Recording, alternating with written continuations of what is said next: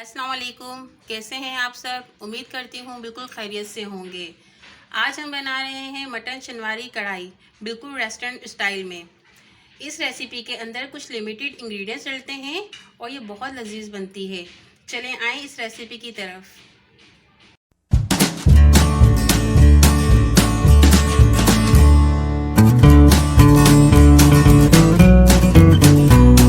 यहाँ मेरे पास 750 ग्राम जो है हड्डी वाला मटन का गोश्त है। चले आए इसको बनाते हैं अभी। यहाँ मैंने एक पैन में ऑयल ले लिया।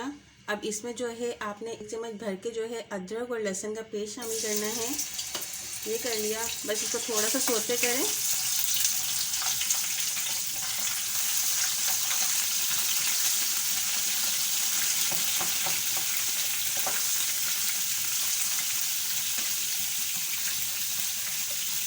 और इस टाइम पे आके आपने इसके अंदर जो मैंने यहाँ पर गोश्त लिया हुआ है वो शामिल कर दें।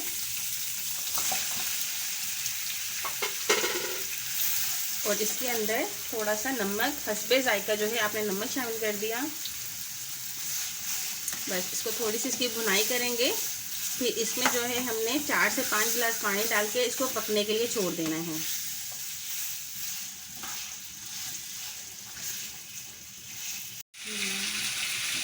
ये देखें जनाब, 5 मिनट भुनाई करने के बाद ये इस तरह का हो चुका है।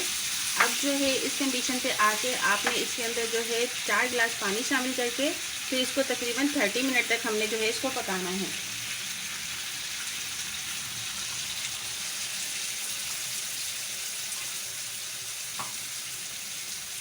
आज हमारी बिल्कुल रेस्टोरेंट स्टाइल में शनवारी बन रहा है।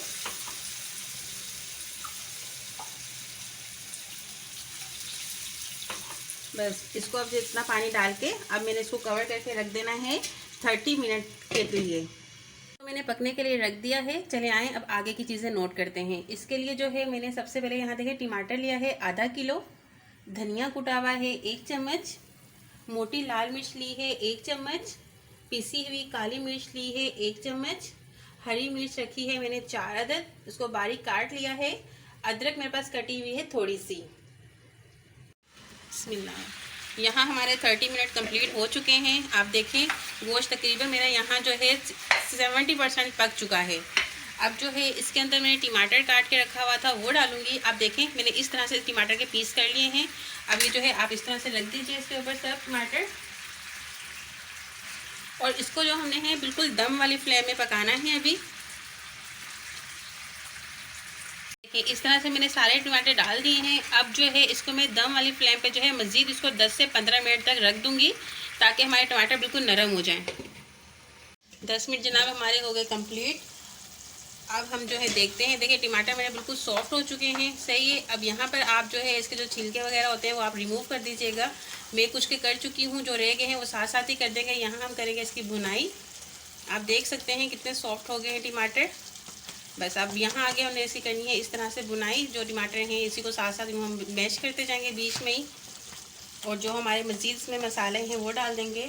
यहाँ मैंने जो है मिर्ची ऐड कर दी और यहाँ मेरे पास जो धनिया है वो ऐड कर दिया। और साथ में जो मैंने यहाँ पर हरी मिर्च और अदरक और लहसुन अदरक रखा था वो ऐड कर दिया।